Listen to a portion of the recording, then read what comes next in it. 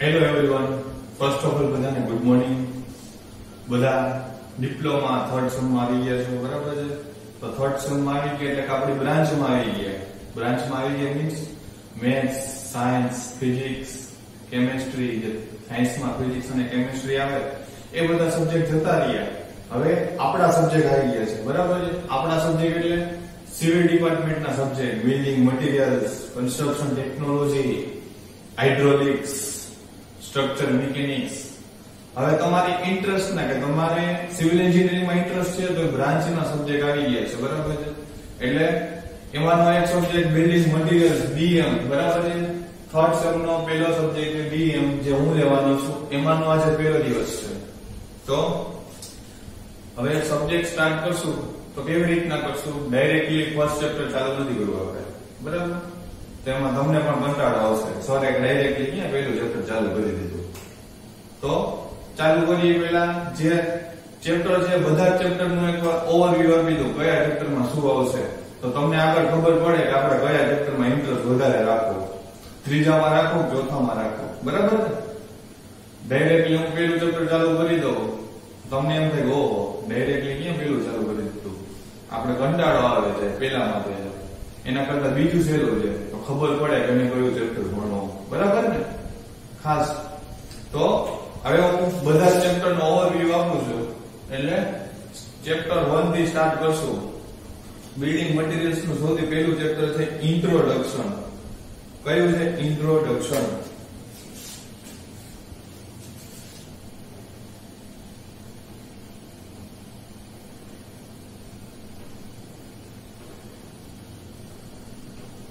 આમ તો તમને બધાને ખબર જ હશે, જનરલી ગમે તે સબ્જેક્ટ હોય પહેલું ચેપ્ટર આવે એટલે ઇન્ટ્રોડક્શન, બરાબર? એવું જ છે ને કઈ? આમાં પહેલું ઇન્ટ્રોડક્શન. ઇન્ટ્રોડક્શન એટલે કે એમાં કઈ કઈ વસ્તુ આવશે ઇન્ટ્રોડક્શન ચેપ્ટરમાં? તો સૌથી પહેલા તો આવશે કે difference name of civil engineering material. Civil engineering છે એની અંદર ડિફરન્સ, અલગ અલગ જાતના મટીરીયલ્સ કયા કયા છે એના નામ લખો. બધાને ખબર હોય એ આપણે ચેપ્ટર સ્ટાર્ટ કરી રહ્યા જોઈએ, બરાબર છે? નેક્સ્ટ એના પછી બીજો ક્વેશ્ચન એવો હશે physical property of building material. જે તમે બિલ્ડિંગ મટીરીયલ્સ યુઝ કરવાના છો, સિમેન્ટ, રેતી, કપચી, પાણી જે યુઝ થાય એની ફિઝિકલ પ્રોપર્ટી. વળી બાજુ ફિઝિક્સ આવ્યું, ફિઝિકલ પ્રોપર્ટી.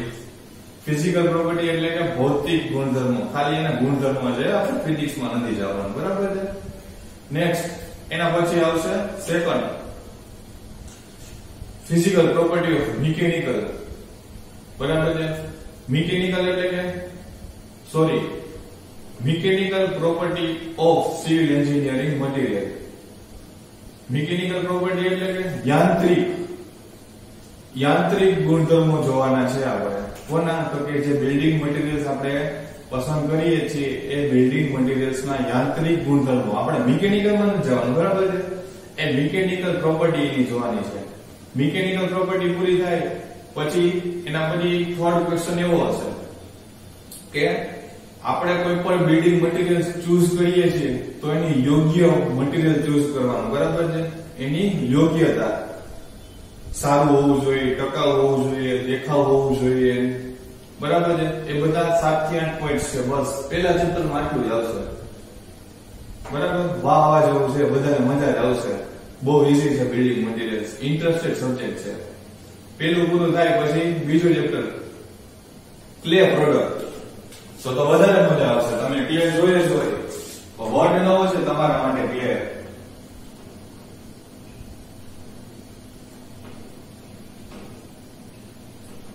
ક્લે પ્રોડક્ટ એટલે માટીની બનાવટ. શું થાય? માટીની બનાવટ. માટીમાંથી કઈ કઈ વસ્તુ બને? તો કે સૌથી પહેલા સિવિલ એન્જિનિયરિંગ નું મોસ્ટ ઇમ્પોર્ટન્ટ બ્રિક. બ્રિક વિના સિવિલ એન્જિનિયરિંગ ન ચાલે. કોઈ પણ કન્સ્ટ્રક્શન કરવું તો બ્રિક તો પહેલા જોઈએ. એટલે માટીમાંથી પહેલા શું બનશે? બ્રિક. બ્રિક પછી બીજું શું બને? તો કે ટાઇલ્સ. જે તમે ટાઇલ્સ લગાવો છો દિવાલમાં, એટલે કે વોલમાં, ફ્લોરિંગમાં, એ ટાઇલ્સ. ટાઇલ્સ પછી બીજું શું બને? તો કે અર્થનવેર, ટેરાકોટા, સ્ટોનવેર. સ્ટોનવેર એટલે જે અંડરગ્રાઉન્ડ ડ્રેનેજ છે, ડ્રેનેજમાં જે પાઇપ યુઝ થયા હોય સ્ટોનવેર ના હોય, બરાબર છે? એ બધું કેમાંથી બને? માટીમાંથી. તો માટીમાંથી ઈંટ કેવી રીતના બને? તો કે ઈંટ ભઠ્ઠીમાં બને. તો એ ભઠ્ઠીનું આખું ડિસ્ક્રિપ્શન આવશે. ઈંટના અલગ અલગ ટાઈપ્સ આવશે, પછી ઈંટના ટેસ્ટ આવશે. તમે જે ઈંટ બનાવો છો એ ઈંટ યોગ્ય હોવી જોઈએ, બરાબર છે? 1 મીટરની હાઈટ ઉપરથી પાડો તો તૂટી ના જવી જોઈએ. એવા ઘણા બધા એના ટેસ્ટ આવશે. પણ ઇન્ટરેસ્ટેડ છે ક્લે પ્રોડક્ટ નામનું જે બીજું ચેપ્ટર છે એ માટીની બનાવવા, તો કાઉન્સમાં લખી નાખશો માટીની બનાવવા, તો તમે ટેક્સ્ટ બુક ખોલશો એટલે તમને ખબર જ પડશે. નેક્સ્ટ થર્ડ આવશે ખડકો અને પથ્થરો, રોક્સ એન્ડ સ્ટોન, બરાબર છે? Rocks and stone.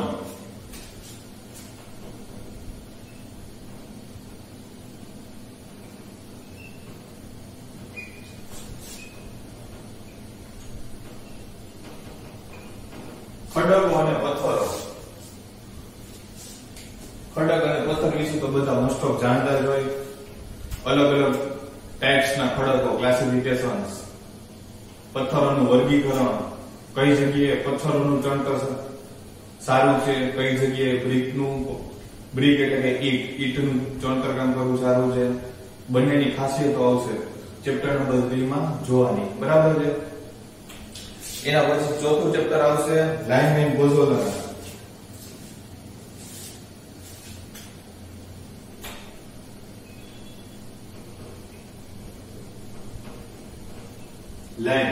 લાઇન એટલે ચૂનો.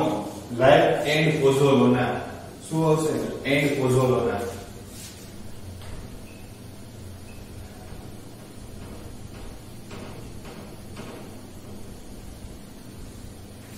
ચૂના વિશે ભણવાનું આવશે લાઇનમેન બોઝોલોના.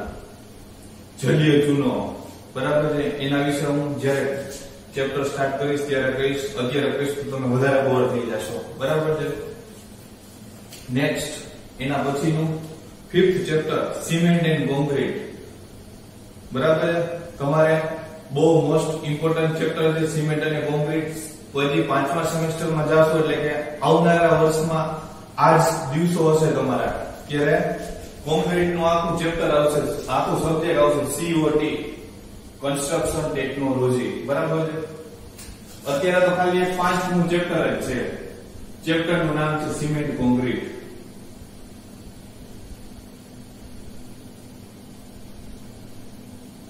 હવે સિમેન્ટ કોન્ક્રીટ, તો સિમેન્ટ અને કોન્ક્રીટ બંને વિશે ભણવાનું આવે. બે થાય એક જ, કોન્ક્રીટ ની અંદર જ સિમેન્ટ આવે, બરાબર છે? તમારે કોન્ક્રીટ બનાવો તો કેટલી વસ્તુ જોઈએ? તો કે સિમેન્ટ, સેન્ડ એટલે રેતી, એગ્રીગેટ એટલે કપચી. તમે જે સ્લેબ ભરાતો હોય એને જોયું હોય, જે ટુકડા, એ ટુકડાને કપચી. પછી પાણીની તો બધાને ખબર જ છે. અને એક બીજું જોઈએ એડમિક્સચર. એડમિક્સચર એટલે શું થાય? બધા માટે નવો વર્ડ છે, બરાબર છે? એડમિક્સચર એટલે તમે જે કોન્ક્રીટ છે એ કોન્ક્રીટ નો સ્લેબ કાસ્ટ કર્યો છે, તો એ સ્લેબ ની તમારે 28 દિવસની સ્ટ્રેન્થ 18 દિવસમાં જોઈએ છે. તો એના માટે તમે એક્સ્ટ્રા લિક્વિડ એડ કરો, બરાબર? તો એને કહેવાય એડમિક્સચર, બરાબર છે? બીજા ભાઈ આવે છે એ એવું કહે છે કે મારે 28 દિવસની સ્ટ્રેન્થ છે ને એ 32 દિવસે લઈ આવી છે, મોડી લઈ આવી છે. ઓલા ભાઈ શું કહેતા હતા કે મારે સ્ટ્રેન્થ વેલી લઈ આવી છે. અને આ ભાઈ એવું કહે છે કે મારે 28 દિવસની સ્ટ્રેન્થ 32 દિવસે લઈ આવી છે. એના માટે અલગ લિક્વિડ આવે, બીજું લિક્વિડ નાખવાનું, બરાબર છે? તો સ્ટ્રેન્થ 32 દિવસે મળશે. જે આપણે લિક્વિડ યુઝ કર્યું ને એને એડમિક્સચર કહેશું, બરાબર? હવે એડમિક્સચર ની તમને ડેફિનેશન આપી દો. અત્યારે જરૂર નથી, 5મા સેમેસ્ટરમાં ડેફિનેશન આવશે. પણ તમને કહી દઉં તો કોઈ પૂછે તો કેવા થાય? ભાઈ સિવિલ એન્જિનિયર છી અને એડમિક્સચર એટલે શું ખબર છે, બરાબર છે? એડમિક્સચર એટલે સિમેન્ટ, સેન્ડ, એગ્રીગેટ, વોટર અને એર. આના સિવાય તમે જે ઉમેરો ને, એક્સ્ટ્રા એડ કરો ને, એને એડમિક્સચર કહેવાય, બરાબર છે? પછી અલગ અલગ ટાઈપ્સ આવશે એગ્રીગેટના, અલગ અલગ ટાઈપ્સ આવશે સિમેન્ટના. એગ્રીગેટના ટેસ્ટ આવશે. તમે જે એગ્રીગેટ યુઝ કરો છો એ પ્રોપર છે કે નહીં, અચાનક એના ઉપર લોડ લાગે છે, ઇમ્પેક્ટ લોડ લાગે તો એગ્રીગેટ તૂટી જાય છે કેટલા % અને કેટલા % એઝ ઇટ ઇઝ કન્ડિશનમાં રહે. એગ્રીગેટના ટેસ્ટ કરશું આપણે. પછી સિમેન્ટના પણ ટેસ્ટ કરશું. Initial setting time, final setting time, consistency. એ જ્યારે આપણે ચેપ્ટર ભણશું ને ત્યારે તમને વધારે મજા આવશે. અત્યારે તો તમને એમ થતું હશે સરે શું ચાલુ કરી દીધું, જસ્ટ તમને ઓવરવ્યુ જ આપું છું, યાદ રાખવાનું નથી. જે ચેપ્ટર 1 સ્ટાર્ટ કરીશ ને એ યાદ રાખજો તમે. આ તો તમને સમજાવું છું કે ચેપ્ટર ની અંદર આટલું આટલું આવે છે, બરાબર છે. મને ખબર છે તમે બધા એકી સાથે 7 ચેપ્ટર કહી દઈશ તો બોર થઈ જશો. તમને બોર નથી કરવામાં આવે, બરાબર છે. નેક્સ્ટ એના પછી થર્ડ 6 લાકડું. લાકડા વિશે તો બધાને ખબર જ હોય ને, ટિમ્બર. લાકડા વિશે આપણે ભણવાનું છે. નિર્જલિત લાકડું, લાકડાને સુકાવવા માટે કેટલો સમય લાગે, લાકડામાંથી કઈ કઈ આઇટમ્સ બને અને સિવિલ એન્જિનિયરિંગ સ્ટ્રક્ચરમાં કઈ કઈ જગ્યાએ યુઝ થાય, બરાબર છે. એ લાકડા વિશે ભણશું આપણે, એટલે કે ટિમ્બર. નેક્સ્ટ 7 મિસેલેનિયસ સ્ટ્રક્ચર, પરચુરણ બાંધકામ. 7મું ચેપ્ટર છે પરચુરણ બાંધકામ. પરચુરણ બાંધકામ એટલે જે 1 થી 6 ચેપ્ટર ની અંદર વસ્તુ નથી આવી ને એ વસ્તુ કેમાં આવશે તો કે 7મા ચેપ્ટરમાં આવશે. પરચુરણ બાંધકામ. પરચુરણ બાંધકામમાં કઈ કઈ વસ્તુ આવે તો આપણે 1 થી 6 માં પ્લાસ્ટિક નું થયું, 7મા ચેપ્ટરમાં પ્લાસ્ટિક આવશે. પ્લાસ્ટિક વિશે સ્ટડી કરવાનું આવશે. પછી સિરામિક પેલાસ, જે ટાઇલ્સ ને બધું આવશે, બરાબર છે. પછી આમાં કે રંગ વિશે આપણે નથી ભણતા. જે આપણે બોલમાં કલર કરીએ ને, પ્લાસ્ટિક કલર કરીએ, એશિયન પેન્ટ, બરાબર છે. એ રંગ વિશે આપણે ભણવાનું આવશે. પછી ખાસ ઉદય પ્રતિરોધક સારવાર, જે ઉદય થઈ ગઈ હોય એ ઉદય વિશે ભણવાનું પણ આવશે. નેક્સ્ટ કાચ વિશે ભણવાનું, સ્ટીલ વિશે ભણવાનું આવશે, બરાબર છે. આ બધું કેમાં આવશે? મિસેલેનિયસ, બરાબર છે. મિસેલેનિયસ એટલે કે પરચુરણ સામગ્રી. આ તમારા 7 ચેપ્ટર નું ઇન્ટ્રોડક્શન હતું. જસ્ટ કહી દીધું કે કયા ચેપ્ટરમાં શું આવશે. હવે આપણે પહેલું ચેપ્ટર સ્ટાર્ટ કરવા જઈ રહ્યા છીએ, બરાબર. વધારે 7 ચેપ્ટર નું ડીપમાં નથી કહેતો. મને ખબર હોય કે ડાયરેક્ટલી હું કહી દઉં તો તમને પણ કંટાળો આવે, બરાબર છે. હવે પહેલું ચેપ્ટર હું સ્ટાર્ટ કરું છું. પહેલા ચેપ્ટરમાં પહેલો જ ટોપિક આવે છે બિલ્ડિંગ મટીરીયલ્સ.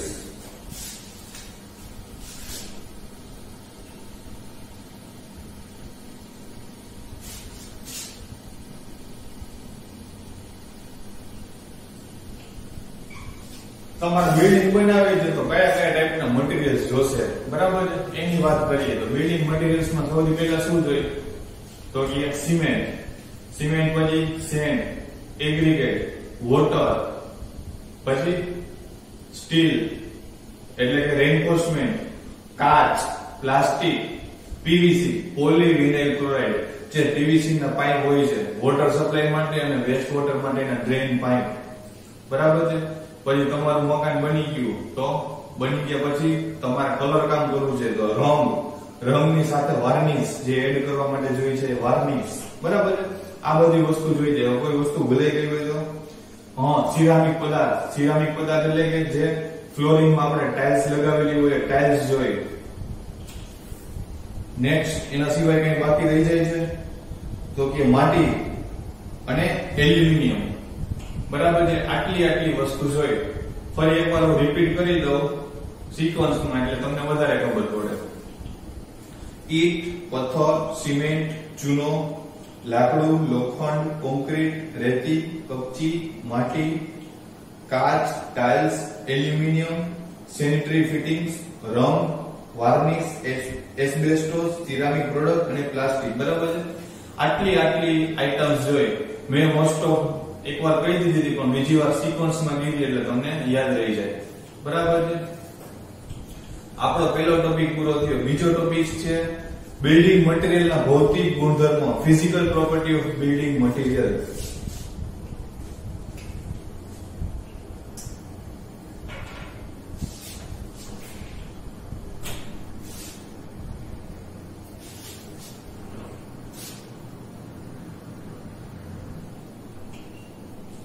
Physical properties.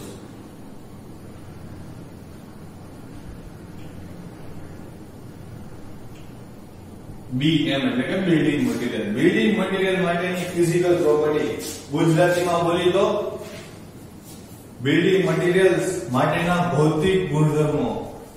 પાછું ફિઝિક્સ આવી ગયું, તમને તેમ થતું હશે ને. નાના ફિઝિક્સ નથી આવ્યું પણ એના માટે 5 ટોપિક છે, 5 ટોપિક જોવાના છે બિલ્ડિંગ મટીરીયલ્સ ના ભૌતિક ગુણધર્મો. સૌથી પહેલું છે ડેન્સિટી. ડેન્સિટી એટલે કે ઘનતા. આ ઘનતા કોને કહેવાય છે? પદાર્થના એકમ કદના દળને ઘનતા કહેવાય. પદાર્થના એકમ દળના કદને ઘનતા કહેવાય. એકમ કદના દળને, એકમ કદના દળને એટલે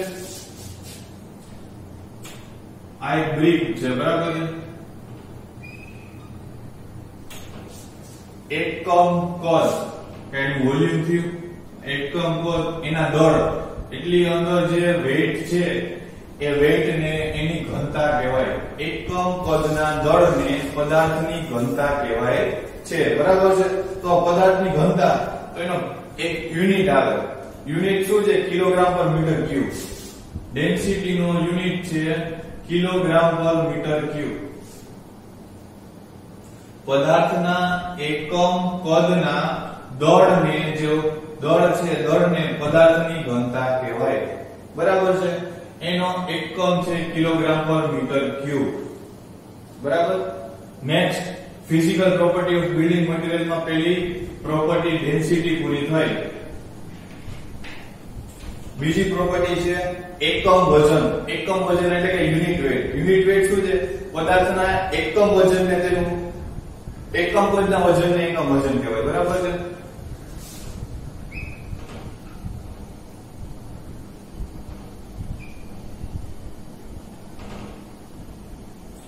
પદાર્થ છે, કોઈ પણ પદાર્થ, ફોર એક્ઝામ્પલ તમે બ્રિક લ્યો તો બ્રિક છે એનું એકમ કદના વજનને શું કહેવાય? Unit weight.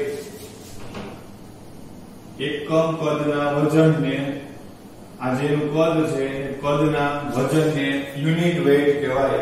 શું કહેવાય? યુનિટ વેઇટ કહેવાય, બરાબર છે? તો યુનિટ વેઇટ, આનો યુનિટ વેઇટ શું છે? ન્યૂટન પર મીટર ક્યુબ.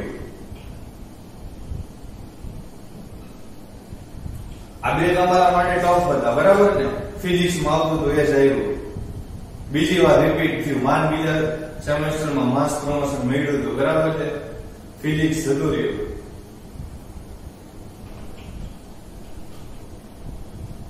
ઓકે, બીજા સેમેસ્ટરમાં કેમેસ્ટ્રી આવે, સોરી ફર્સ્ટ સેમમાં ફિઝિક્સ આવે, પણ એમાં જે ફિઝિક્સમાં બેકલોગ હોય એને માસ પ્રમોશનનો લાભ તો મળવાનો જ છે ને. નેક્સ્ટ છિદ્રાળુતા. છિદ્રાળુતાને આપણે શું કહેશું? ઇંગ્લિશમાં પોરોસિટી. છિદ્રાળુતા. છિદ્રાળુતા એટલે પદાર્થ છે એ પદાર્થની અંદર રહેલા છિદ્રો અને પદાર્થના કુલ કદના ગુણોત્તરને છિદ્રાળુતા કહેવાય. પદાર્થના જે છિદ્રો છે, છિદ્રો અને પદાર્થના કુલ કદના ગુણોત્તરને છિદ્રાળુતા કહેવાય. હવે હું છિદ્રાળુતા વાત કરું. આપણી બ્રિક છે, બરાબર છે? બ્રિક ની અંદર નાના નાના હોલ્સ છે, એટલે નાના નાના હોલ પડી ગયા છે, બરાબર છે? એ નાના નાના હોલ અને આખી બ્રિક નું કદ, આ બેનો ગુણોત્તર થાય ને એને છિદ્રાળુતા કહેવાય. શું કહેવાય? છિદ્રાળુતા કહેવાય. ખબર પડી બધાને કે છિદ્રાળુતા શું છે? નેક્સ્ટ એના પછી આવશે વોટર એબ્સોર્પ્શન. ચોથું આવશે water absorption. Physical properties of building materials.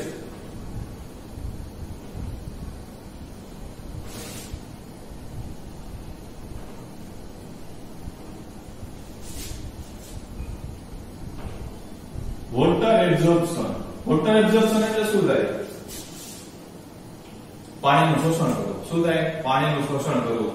કોઈ પણ પદાર્થ છે એ કેટલું પાણી સ્ટોર કરી શકે છે અને કેટલું એબ્સોર્બ કરી શકે છે એને કહેવાય વોટર એબ્સોર્પ્શન. કોઈ પણ પદાર્થ છે એ પદાર્થ શોષણ કરવાની અને સંગ્રહ કરવાની ક્ષમતાને ભેજ શોષણ કરે છે. શું કહે? શોષણ કરવાની. એટલે ફોર એક્ઝામ્પલ માટી છે તો માટી કેટલું પાણી ચૂસી લેશે, બરાબર છે? પાણી ચૂસી લીધું હોય અને માટી એની અંદર જેટલું સ્ટોર કરેલું છે, સ્ટોર કરેલી કેપેસિટીને એ શું? ભેજ શોષણ. શું? ભેજ શોષણ, વોટર એબ્સોર્પ્શન. હવે વોટર એબ્સોર્પ્શન કોના ઉપર ડિપેન્ડ હોય? તો કે જે મટીરીયલ્સ છે, મટીરીયલ્સ ની સાઈઝ, મટીરીયલ્સ કેટલી સાઈઝ નું છે એ મોટું, બરાબર. સાઈઝ પછી શું આવશે? એનો શેપ, એનો આકાર કેવો છે, આકાર ઉપર ડિપેન્ડ છે, બરાબર છે. નેક્સ્ટ, વોટર એબ્ઝોર્બ પછી પારગમ્યતા, પરમેબિલિટી.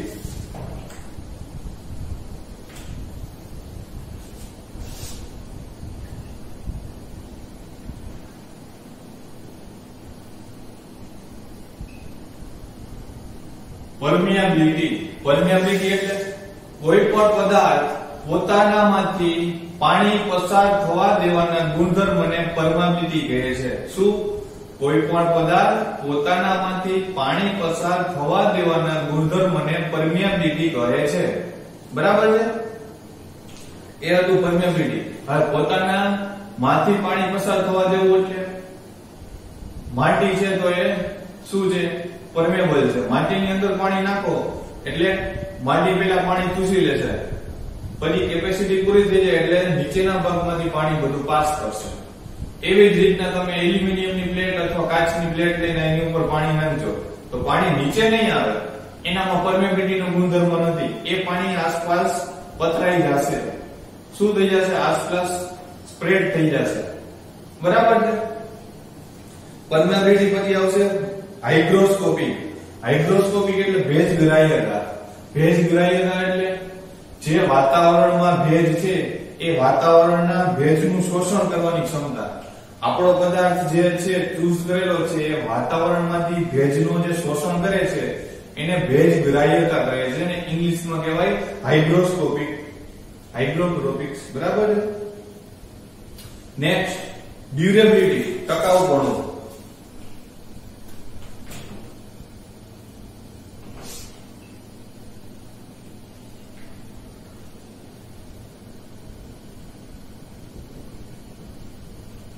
શું આવશે? ટકાઉપણું એટલે કે ડ્યુરેબિલિટી. પદાર્થની વાતાવરણના પરિબળો સામે ટકી રહેવાની ક્ષમતાને ટકાઉપણું કહેવાય. વાતાવરણના પરિબળો હવા, પાણી, વરસાદ, સૂર્યપ્રકાશ, તડકો, ઠંડી, આ બધા વાતાવરણના પરિબળો, આ બધાની સામે ટકી રહેવાની ક્ષમતા એટલે કે રેઝિસ્ટ કરવાની ક્ષમતાને શું કહેવાય? ડ્યુરેબિલિટી. ડ્યુરેબિલિટી પછી લાસ્ટમાં છે રિફ્રેક્શન્સ. રિફ્રેક્શન એટલે ઊંચું તાપમાન હોય, હાઈ ટેમ્પરેચર હોય, એ હાઈ ટેમ્પરેચર સામે ટકી રહેવાના ગુણધર્મને શું કહેવાય? રિફ્રેક્શન્સ, બરાબર છે. રિફ્રેક્ટરીઝ. આ હતું આપણું physical properties of building materials, બરાબર છે. હવે એના પછી આવશે mechanical property of building materials.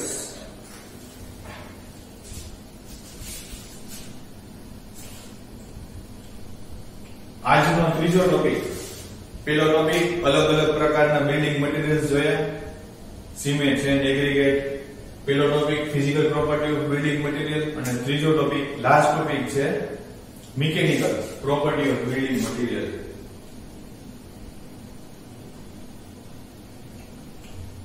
Mechanical property of building materials, બરાબર છે. એ મિકેનિકલ પ્રોપર્ટીમાં સ્ટાર્ટ કરીએ. આમાં કેમ 6 પ્રોપર્ટી જોઈ? એની અંદર 5 થી 6 પ્રોપર્ટી આપણે જોઈ લઈએ. તો 5 થી 6 પ્રોપર્ટીમાં સૌથી પહેલી જ પ્રોપર્ટી આવે છે ઇલાસ્ટિસિટી.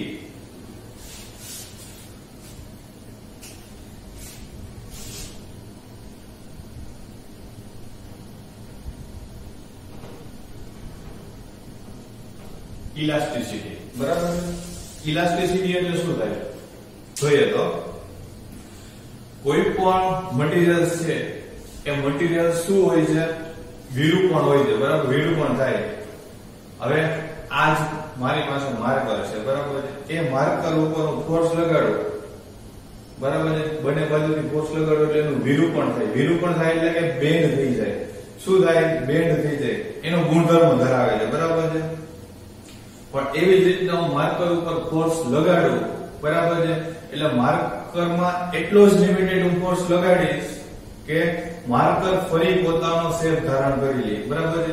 એવી જ રીતના હું માર્કર ઉપર ફોર્સ લગાડું અને ફોર્સ પાછો દૂર કરી દઉં. બે વસ્તુ કરું. શું? ફોર્સ લગાડું અને ફોર્સ દૂર કરી દઉં. એટલે ફોર્સ લગાડે છે એટલે માર્કર શું કરશે, એના શેપમાં ચેન્જ થઈ જશે. જે શેપમાં ચેન્જ થઈ જાય એને વિરૂપણ કહેવાય. પણ હું એટલો બધો ફોર્સ નહીં લગાડું કે માર્કર તૂટી જાય. પછી માર્કર ઉપરથી હું ફોર્સ પાછો રિમૂવ કરી દઈશ. રિમૂવ કરી દઈશ એટલે માર્કર ફરી પોતાના શેપમાં આવી જશે, હતી એવી દેખી થઈ જશે. એને શું કહેવાય તો કે એને કહેવાય ઇલાસ્ટિસિટી, સ્થિતિસ્થાપકતા. હું ડેફિનેશન એકવાર રીડ કરીશ એટલે તમે સમજી જશો ઓટોમેટિકલી. પદાર્થ ઉપર બળ લગાડતા વિરૂપણ થાય છે, બરાબર છે. પરંતુ કેટલાક પદાર્થો એવા હોય છે કે જો પદાર્થ ઉપર મર્યાદામાં બળ લગાડી તો ફરી તે મૂળ પોતાની સ્થિતિ પ્રાપ્ત કરી લે છે. પદાર્થના આવા ગુણધર્મને સ્થિતિસ્થાપકતા કહે છે. મેં તમને સમજાવ્યું એ જેમાં લખેલું છે, મેં એક્સપ્લેન કર્યું મેં, બરાબર છે. અને પદાર્થમાં સોરી બુકમાં લખેલું છે. મેં એક્સપ્લેન એવી રીતના કર્યું કે માર્કર ઉપર ફોર્સ લગાડું છું તો માર્કર પોતાનો શેપ છે ચેન્જ થઈ જશે. થોડી ફોર્સ આમ લગાડો એટલે ખેંચાઈ જશે, બરાબર છે. પણ ફોર્સ પાછો મૂકી દઈશ, બરાબર છે. ફોર્સ એટલો જ હું લગાડીશ કે જે પોતાના શેપમાં ચેન્જ થાય, પણ ખેંચાઈને તૂટી જાય એટલો બધો ફોર્સ નહીં લગાડવો, એની લિમિટમાં જ ફોર્સ લગાડીશ. હવે હું ફોર્સ પાછો મૂકી દઈશ, ફોર્સ મૂકી દઈશ એટલે ધીમે ધીમે ધીમે ફરી પોતાનો આકાર ધારણ કરી લેશે. એને કહેવાય ઇલાસ્ટિસિટી, બરાબર છે. ઇલાસ્ટિસિટી પૂરી થાય પછી બીજો આવે છે પ્લાસ્ટિસિટી. પ્લાસ્ટિસિટી એટલે કે સુઘટ્યતા.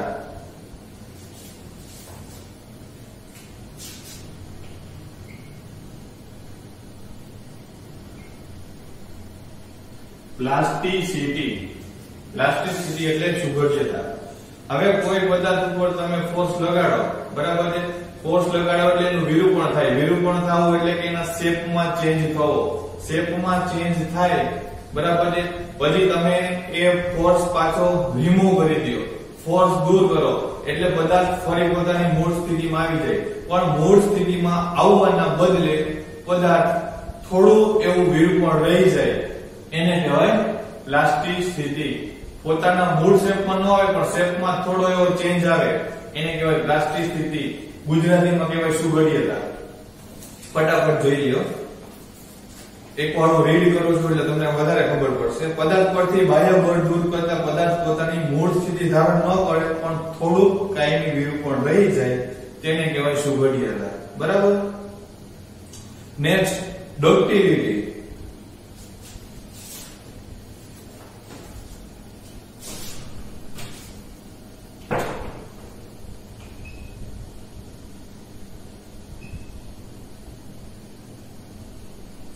ડક્ટિલિટી એટલે તમે પદાર્થ ઉપર ફોર્સ લગાડો, બરાબર છે. પદાર્થ ઉપર ફોર્સ લગાડો એટલે પદાર્થનું શું થાય, વિરૂપણ થાય. પણ વિરૂપણ સહન કરી લે, શું થાય, અને વિરૂપણ સહન કરી અને ફેઇલર પણ ન થવા દે, એ ગુણધર્મને કહેવાય ડક્ટિલિટી. એકવાર રીડ કરો એટલે તમને વધારે આઈડિયા આવશે. મટીરીયલ્સ ઉપર બળ લગાડતા તે ફેલ થયા વગર ઘણું બધું વિરૂપણ સહન કરી લે, એને કહેવાય ડક્ટિલિટી. માર્કર ઉપર હું ફોર્સ લગાડું છું, બરાબર છે. ફોર્સ લગાડો એટલે શું થાય, તૂટશે નહીં પણ વિરૂપણ થશે. તૂટ્યા વગર વિરૂપણ સહન કરી લે, એને કહેવાય ડક્ટિલિટી. નેક્સ્ટ બ્રિટલનેસ, બરડતા.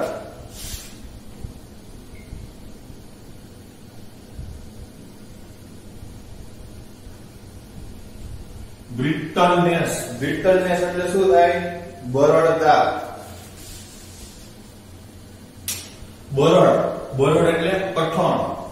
કોઈ પણ પદાર્થ છે એના ઉપર તમે ફોર્સ લગાડો એટલે શું થાય, વિરૂપણ થાય. પણ બ્રિટલનેસમાં વિરૂપણ નહીં થાય, ડાયરેક્ટલી પદાર્થ તૂટી જશે. શું થશે, બ્રિટલનેસ એટલે બરડ.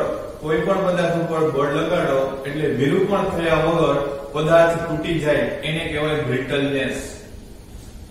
ડક્ટિલિટીમાં શું હતું, પદાર્થ ઉપર ફોર્સ લગાડો એટલે પદાર્થ છે એ વિરૂપણ સહન કરી લેતો હતો પણ તૂટી જતો નતો પદાર્થ. હવે બ્રિટલનેસમાં એવું છે, કોઈ પણ પદાર્થ ઉપર તમે ફોર્સ લગાડશો એટલે બ્રિટલનેસમાં વિરૂપણ નહીં થાય પણ ડાયરેક્ટલી એ પદાર્થ તૂટી જશે, એને કહેવાય બ્રિટલનેસ. Next strength.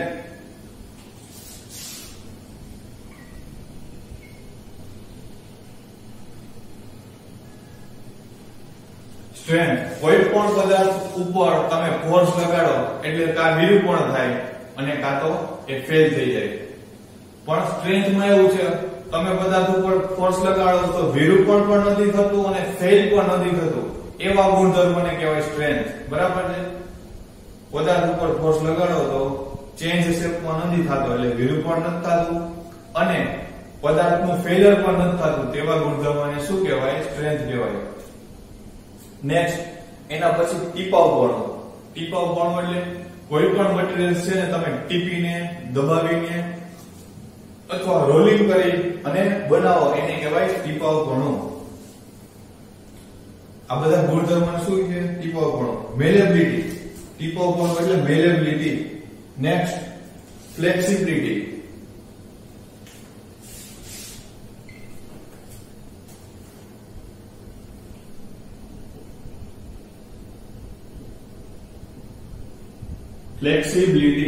ફ્લેક્સિબિલિટી એટલે કોઈ પણ પદાર્થ છે તમે જે શેપ આપવો હોય એ શેપમાં વાળી શકો, તેને ફ્લેક્સિબિલિટી કહેવાય.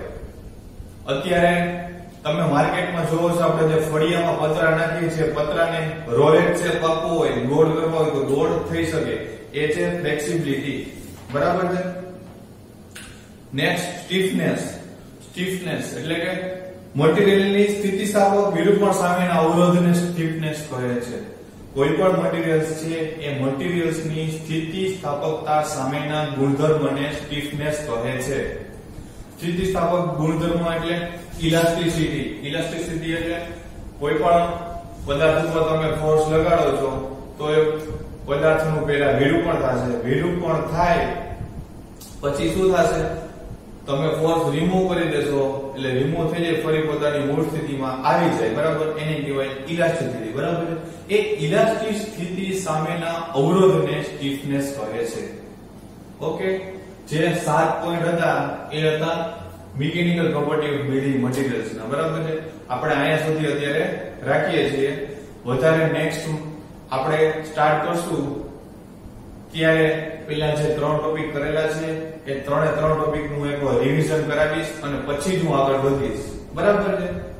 Okay, thank you.